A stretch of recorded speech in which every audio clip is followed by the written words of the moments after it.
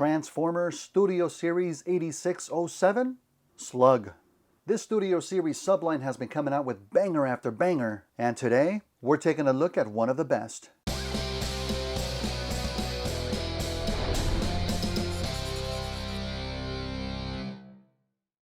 Welcome back to Hobbies with Jose, everybody. Good to have you back. We're taking a deep look at Slug today, but as always, let's check out that box art. Once again, we are treated to a fantastic art piece of the character. We only see him in Triceratops mode, which is actually fitting, since that's how we see him in the original animated movie 99% of the time. Still though, it's a great piece with all of the intricate detailing of the actual figure. Oh, and Daniel's there too. We'll get to him later. And of course on the back, some great renders of both Dino and Bot modes, which I'm actually just noticing now how Slug seems to have some silver sections on his head, which, comparing it side by side with the G1 cartoon model, that's actually accurate. It's kind of a bummer it didn't make it to the final figure, but I do have different plans myself, so I guess I'm okay with that. We also have some text on the lower left that reads, Dinobot Slug excuses himself as he stomps over a crushed quintessent prosecutor. We all remember that scene, right? Excuse me! Oh, and there's Daniel. You know, I should be fair since it is an included accessory in providing my full thoughts on this figure, however simple that might be. So, here are my full thoughts on Studio Series 86, Daniel Witwicky.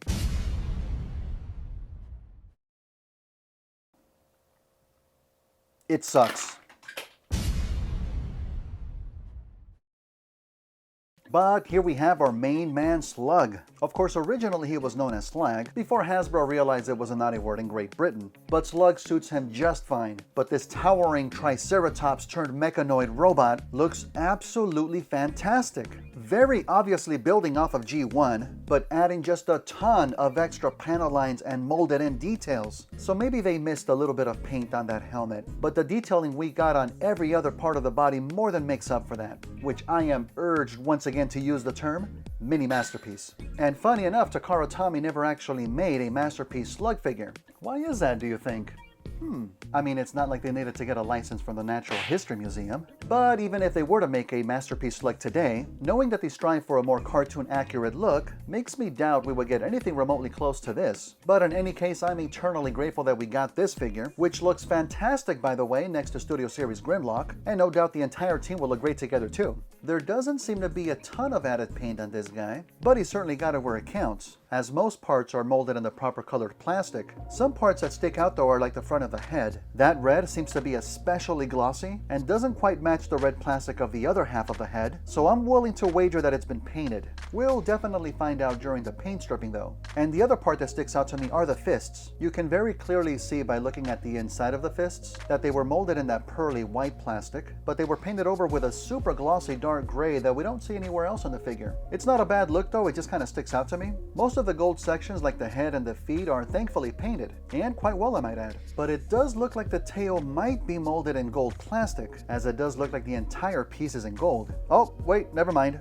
We can actually see some white plastic poking through inside this peg hole. So thankfully crisis averted. He also comes included with an excellently molded blaster too, with thankfully no hollow sections, which is kind of rare these days, so I'm definitely grateful here. But sadly no sword, since I guess he didn't have one in the movie. Still sucks to not be included though, but I'm sure we'll figure something out for that. Speaking of not having any hollowness, the same can't be said for the horns, sadly. Overall they're molded pretty well, but there are some very glaring gaps on the inside of them. Those gaps can be seen from almost any direction too, unless you're just looking at the profile. Once again, there is a fix with aftermarket kits, but it sucks that we even have to do that. I think it's a blessing that those are the only hollow sections that we have, as the insides of the arms and the legs do not have that problem. And as with most modern figures, he has great articulation too, although some don't feel so great. But starting with the head, he has a full 360 rotation, though it's a bit tricky to get a hold of. Can also look down a bit, and thanks to transformation can look up quite a bit too if you want to cheat it. Arms can bend more than 90, full 360 at the arms, just gotta watch for the wings, full bicep swivel, double jointed elbow for much more than 90, and thankfully a wrist rotation. Full 360 rotation at the waist, legs turn 90 degrees back, more than 90 degrees forward, can do the full splits, thigh rotation, and a double jointed knee for more than 90 degrees. Sadly no up or down at the feet, but a great ankle tilt, although it's a bit gappy. And lastly, the wings can flap up and down, which I'm sure are what help him fly too. But with all that said about a great bot mode, let's see if the Dino Mode lives up.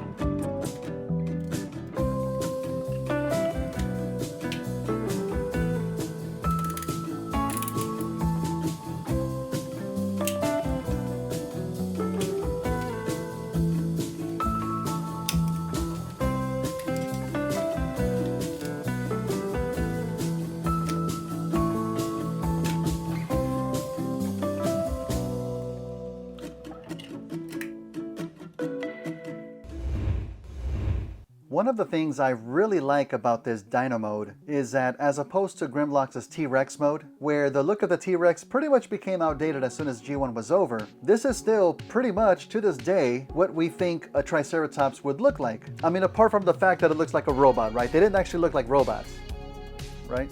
This Triceratops mode looks absolutely gorgeous. All the panel lining and detailing from bot mode successfully carries over to Dino Mode. And now we prominently see the details that were on the back of the wings fully on the body of this beast. And they really help to break up what would otherwise be a lot of great plastic. Now there are some faux parts going on in this mode. The gold bits up on top are supposed to be the bot's feet, that's where they were originally, but the actual feet now sit on the back just underneath the tail. Although it's a little bit kibbly, they do blend in with the overall gold look of the tail, so I'm not too bothered by that. What does kind of bother me is how the weapon is supposed to complete the tip of the tail. It is very cleverly designed to somewhat blend in with the design of the tail, but the fact that it's not gold in color makes it really stand out. Plus, other sections of the weapon just stick out from the bottom too. Also, while it's a pretty ingenious design how the hind legs completely collapse onto themselves for the transformation, it does leave them looking a little bit thin in the middle and a bit hollow in the back. But that's really a minor gripe, and I do appreciate this design to have them completely disappear in bot mode too. And of course, the hollowness of the horns are now front and center, but the overall sculpted detail of the head is pretty amazing. Especially the eyes, how they have that cleverly sculpted design to really mimic the look of G1. That's just astounding. And thanks to transformation, the mouth fully opens as well. And there's even a peg inside too for blast effects, which he doesn't include. And there's also a tiny bit of neck tilt again due to transformation, which is probably the last thing I would have expected with this figure. And because the bot arms become the front legs, you have the same great articulation here, much more than you could ever need, and of course a bit more limiting for the hind legs, but they're still pretty decent articulation regardless. But overall, Slug is such a satisfyingly great figure that I think is nothing short of a miracle that we got in the first place, and I definitely look forward to completing the team. So those are my thoughts on Studio Series 8607 Slug. I do think he is a fantastic figure that's definitely worthy of a customization as we try to make him look even better. So I hope you'll join me for that. And I thank you all so much for watching. You can keep up with my updates on the social medias. Links are down below. I'm also live on Twitch on Fridays and weekends, where I'm currently adventuring through Hyrule. And if you can't catch me live, I post them to my second YouTube channel, Hobbies with Jose Gaming. Of course, you can support the channel by checking out the merch store, or support for free by hitting the like and subscribe buttons below. But thank you again, and I will see you all real soon. Take care, everyone.